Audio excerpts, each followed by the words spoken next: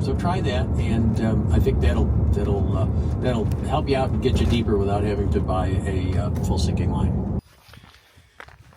I drove down to Oberon last night and stayed at the Highlands Motor Inn, which is very nice, and I'm now looking for some water to fish. So I've come down to a random road crossing on the Duckmaloi River, about 10 k's outside of Oberon, and I'm gonna take a chance and give it a go.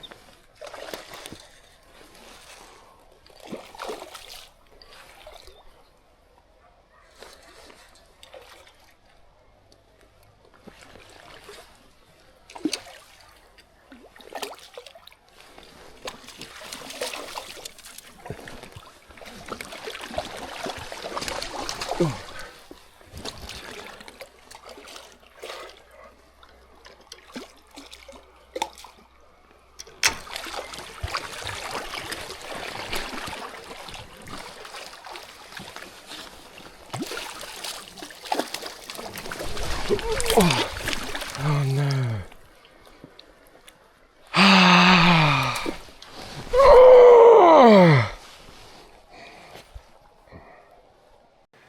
I am gutted. That was 2 or 3 pounds. I just couldn't net it. I just couldn't get it into the net. Wow.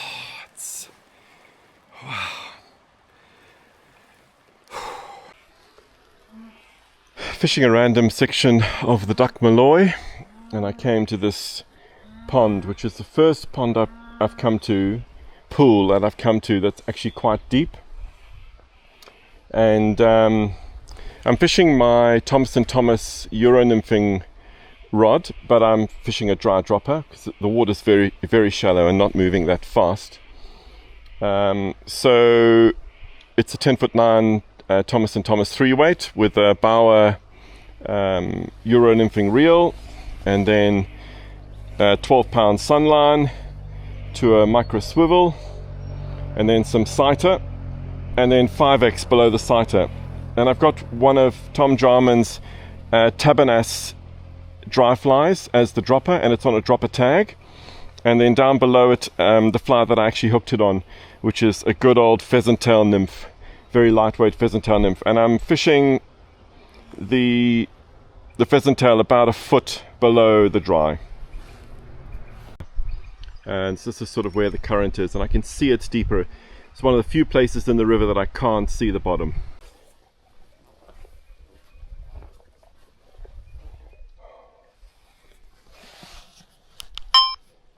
Just spooked a fish over there.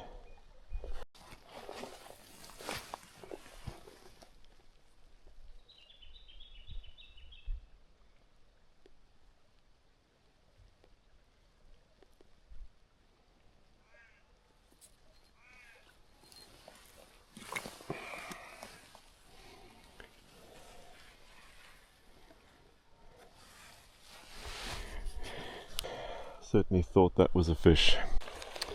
We have a temperature check. Right, outside, I reckon 16, 15 actually. In the water, I reckon it's 14, 13 to 14.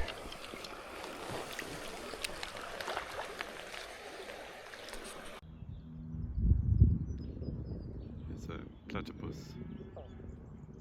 frolicking in that pool.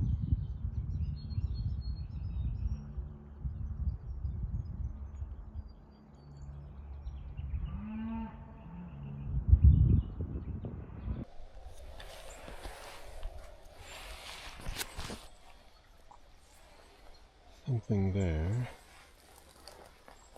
Not sure what it is.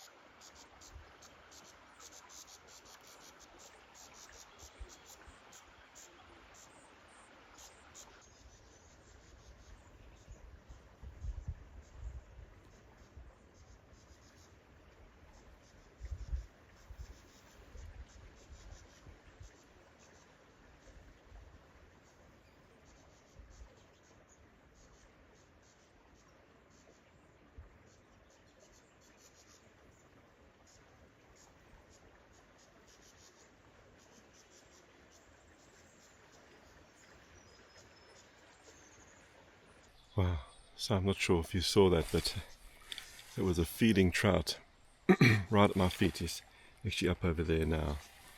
So I'm going to try and set a trap for him, New Zealand style. I just saw a big platypus on the surface there. And it's all happening in this pool. So where I was holed out, which is on that side of the river,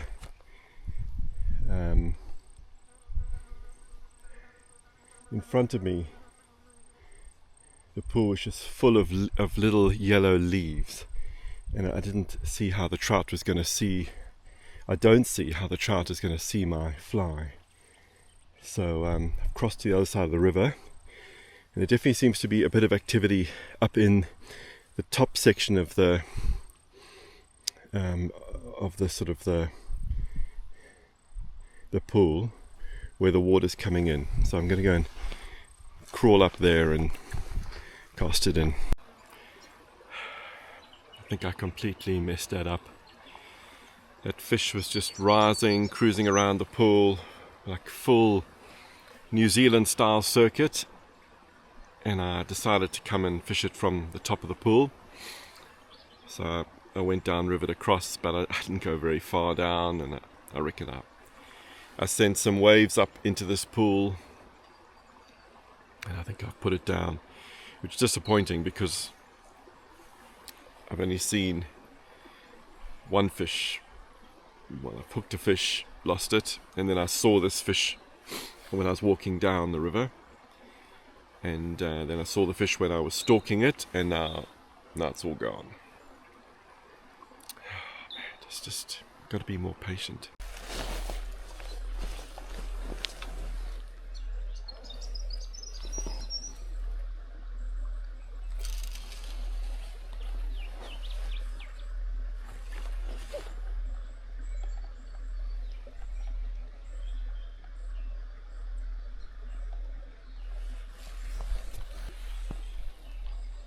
He's over there.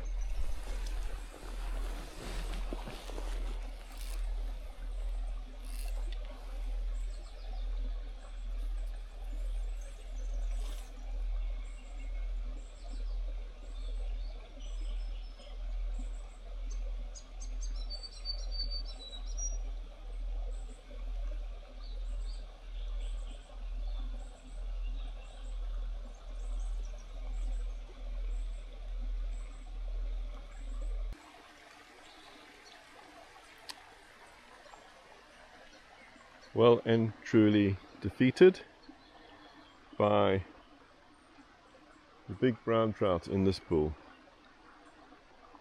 One for another day.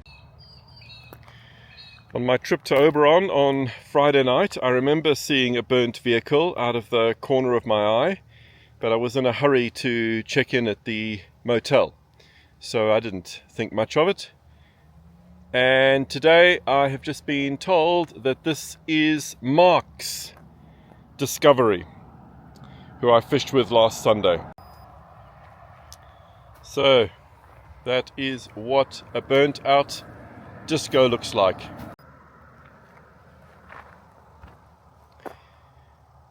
I suppose the important question is, did he get all his rods out? And yes, all his rods are safe.